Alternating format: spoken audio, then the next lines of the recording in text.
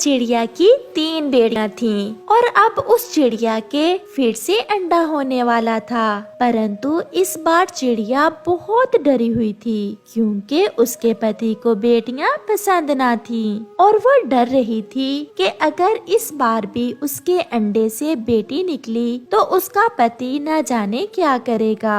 वो चिड़िया नदी पर बैठी हुई थी कि वहाँ गोरी कौवी आ जाती है। रानो, कल मुझे तुम्हारा पति मिला था, उसने बताया कि तुम्हें फिर से अंडा होने वाला है। हाँ गोरी बहन, अब कुछ ही दिनों बाद मेरा अंडा होने वाला है। तो इस बार अपने अंडे से बेटी ना निकालना, अगर बेटी हुई तो तुम्हारा पति या तो तुम्हें घर से निकाल देगा या फिर दूसरी शादी करेगा।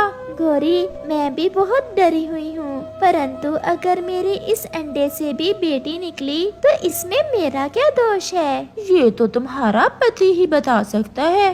रात को जब वो चिड़िया अपने घर में बैठी हुई थी तो उसका पति भी आ जाता है। भोजन खिला दिया है अपनी तीनों बेटियों को? हाँ, मैंने अपनी बेटियों को भोजन खिला दिया था। इस बार फिर से अपने अंडे से बेटी ना निकाल लेना, मैं पहले ही इन बेटियों के कारण बहुत परेशान हूँ।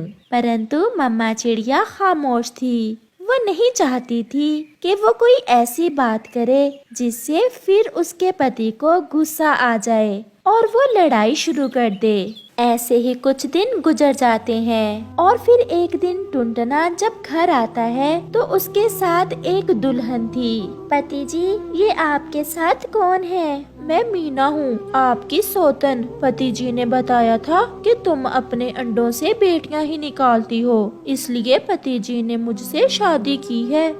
पति जी, मुझे आपसे ये उम्मीद तो ना थी कि आप मुझ पर सौतन ले आओगे। तो क्या मैं बेटे का बाप ना बनूं? तुम्हारे तो भाग्य में ही बेटियां हैं। अगर इसके अंडों से भी बेटियां ही निकली तो फिर आप क्या करेंगे? चुप कर जाओ मनहूस, फिर अगर ऐसी बात की तो घर से ही निकाल दूंगा तुम्हें और तुम्हारी बेटियों को। पति जी, इसकी जबान तो बहुत लंबी है, न जाने कैसे गुजारा कर रहे हैं आप इसके साथ। चलो अब जल्दी से अपना घोंसला उठाओ और दूसरी तरफ रख लो और अपनी बेटियों को भी अपने घोंसले में ही रखना और बाकी के 2 घोंसले जल्दी से खाली कर दो। ना ना पति जी, आप जैसा कहेंगे मैं वैसा ही करूँगी, परंतु मुझसे ये छत न छीनना। मैं सब करूँगी, आपके लिए और सौतन जी के लिए भोजन भी लाऊंगी। तो फिर जाओ और मेरे लिए कोई मीठे मीठे फल ढूंढ कर लाओ। फिर बिना कुछ बोले रानो चिड़िया घर से चली जाती है।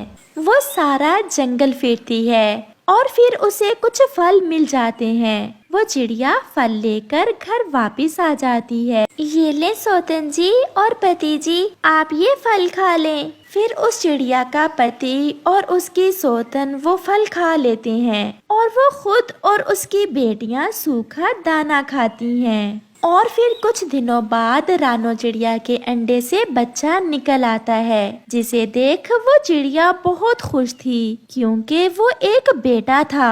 मेरे अंडे से बेटा निकल आया, मेरा बेटा आ गया। अब तो पति जी अपने बेटे को देख बहुत खुश होंगे। उसका पति और सौतन भी आ जाते हैं। देखें जी, मेरे अंडे से बेटा निकला है, हमारा बेटा आ गया। परंतु टुनटुना कुछ ज्यादा खुश ना था। तो क्या हुआ? अब मेरी दूसरी पत्नी भी तो अंडा देने वाली है, इससे भी बेटा ही निकलेगा। पति जी अब तुमसे प्यार नहीं करेंगे, तुम्हारे अंडे से बेटा निकले या बेटी, हमारा भोजन तुम ही लाओगी। और फिर कुछ दिनों बाद मीना भी एक अंडा देती है, जिससे कुछ दिनों बाद एक बच्चा निकलता है। देखो देखो रानो, मेरे अंडे से बेटा निकला है। तुम तो सोच रही होगी कि मेरे अंडे से बेटी ही निकलेगी। मैं ऐसा क्यों सोचूंगी? मुझे तुम्हारे बेटे की भी इतनी ही खुशी है जितनी अपने बेटे की। टुनटुना भी घर आ जाता है। वो भी अपनी दूसरी पत्नी के अंडे से बेटा निकले देख बहुत खुश होता है। जाओ जाओ रानो, अब पत्नी जी के लिए कोई अच्छा सा भोजन ढूंढ कर ले आओ। आप मेरे बच्चों का ध्यान रखना, मैं भोजन ले आती हूँ। फिर चिड़िया भोजन लेने चली जाती है। मीना, हमारे इस बेटे का एक पंख छोटा है या मुझे ही लग रहा है? फिर मीना चिड़िया गौर से देखती है। उस बच्चे का तो एक पंख बहुत छोटा था, वो तो अपाहिज था। पति जी, ये क्या हो गया? हमारा बेटा तो अपाहिज है, हमारे बेटे का तो एक पंख है ही नहीं। रानो भी भोजन लेकर वापस आ जाती है। सौतन जी और पति जी, क्या बात है, आप ऐसे उदास क्यों बैठे हैं? रानो, हमारा बेटा अपाहिज है, हमारा बेटा कभी उड़ नहीं सकेगा। तो फिर क्या हुआ मीना बहन, हम दो माए हैं इसकी, क्या हम दोनों मिलकर अपने बेटे के पंख की कमी को पूरा नहीं कर सकती? रानो, तुम्हारा दिल कितना बड़ा है और तुमने कभी हमारा बुरा नहीं सोचा। मैंने बहुत जुल्म किए तुम पर, परंतु आपने कभी शिकवा नहीं किया। मुझे भी माफ कर दो बहन, शायद ये मुझे ऊंचे बोल बोलने की सजा मिली है। मुझे दिल से माफ कर दो बहन, मैं अब आपके साथ बहनों की तरह ही रहूंगी। मैंने तो कभी कोई बात दिल में नहीं रखी, मेरा दिल आप दोनों के लिए साफ है। और पति जी, बस आप मेरी बेटियों से प्यार किया करें, क्योंकि माँ का प्यार जितना भी हो, पिता के बिना बच्चों का पालन पोषण बहुत मुश्किल है। मेरे बच्चों को अपना नाम दे दें, यही एक इच्छा है मेरी। और फिर वो सब हंसी खुशी अपना जीवन गुजारते हैं। बंटू चिड़ा अपनी पसंद की चिड़िया को शादी करके लाया था। उस चिड़िया का नाम टूनी था। टूनी की सास टूनी को बिल्कुल भी पसंद नहीं करती थी। वो हर बात पर टूनी को टोकती थी। अरे बहू, ये तूने खाना किस तरह का बनाया है? तेरे अंदर तो एक भी अच्छा गुण नहीं है। माँ, अच्छा भला तो बनाया है टूनी ने खाना। चुप कर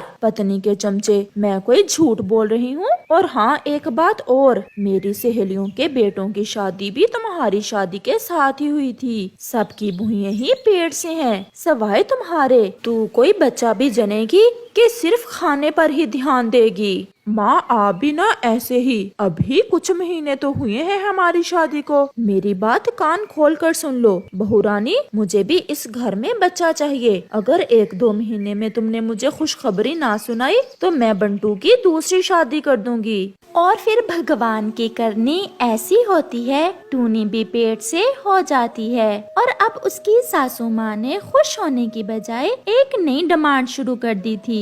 कान खोल कर सुन लो बहू, मुझे अपने घर में पोता ही चाहिए। माँ, ये आप क्या कह रही हैं? पोता या पोती मेरे बस में थोड़ी है, और अगर पोती हुई तो वो भी तो आपका ही खून होगी। चुप कर, मुझे तेरे भाषण नहीं सुनने, बस मेरी बात कान खोल कर सुन लो। अगर पोता ना हुआ तो मैं तुम्हें उसी दिन घर से निकाल दूंगी। टूनी अपनी सास की बात सुनकर बहुत दुखी हो जाती है। शाम को जब टूनी का पति घर आता है तो टूनी अपने पति से कहती है, सुनिए जी, आप जरा माँ को समझाना, वो कह रही थी कि उन्हें पोता ही चाहिए। तो ऐसा क्या गलत कह दिया मेरी माँ ने? मुझे भी बेटा ही चाहिए। चिड़िया अपने पति के मुंह से ये शब्द सुनकर और भी दुखी हो जाती है। ऐसे ही कुछ समय गुजर जाता है और चिड़िया के अंडे से एक सुंदर सी बेटी निकलती है, जिसे देख उसकी सास और पति गुस्से से आग बगोला हो जाते हैं और टूनी को उसका पति और सास घर से बाहर निकाल देते हैं।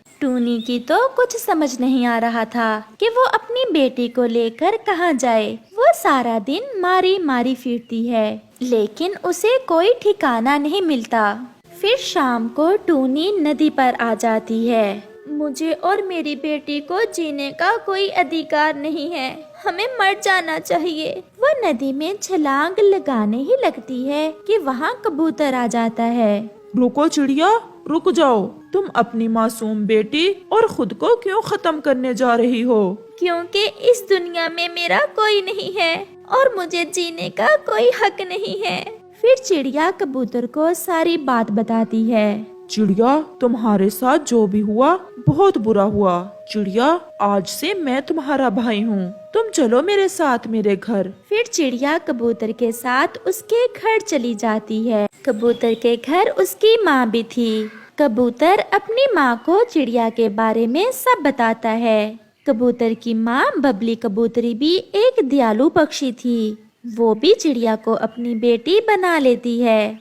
समय के साथ साथ चिड़िया खुद को संभाल लेती है। वो घर के कामों में बबली कबूतरी का हाथ बटाती और रसोई का सारा काम भी चिड़िया ने ही संभाल लिया था। एक दिन चिड़िया अपने कबूतर भैया और बबली कबूतरी के लिए समोसे बनाती है। बेटी, तूने तो बहुत स्वादिष्ट समोसे बनाए हैं। मैंने ऐसे समोसे कभी नहीं खाए। अगर हम ऐसे समोसों की दुकान बना लें तो हमारे समोसे तो पंखों पंख ही बिक जाएं। ये सुनकर टूनी के दिमाग में तुरंत एक विचार आता है। कबूतर भैया, क्यों ना हम जंगल में समोसों की दुकान खोल लें। मैं समोसे बनाया करूँगी और आप बेचा करना। ऐसे हम खुद का बिजनेस शुरू कर सकते हैं। कबूतर भी बात मान लेता है। फिर वो समोसों की दुकान खोल लेते हैं। वो जितने भी समोसे बनाते शाम तक सभी बिक जाते। आहिस्ता आहिस्ता उनके समोसे तो बहुत मशहूर हो गए थे। पक्षी दूर दूर से आकर उनके समोसे खाने लगे। अब तो उन्होंने दुकान की जगह बहुत बड़ा होटल खोल लिया था और उन्होंने अपने होटल में बहुत से मुलाजिम भी रख लिए थे।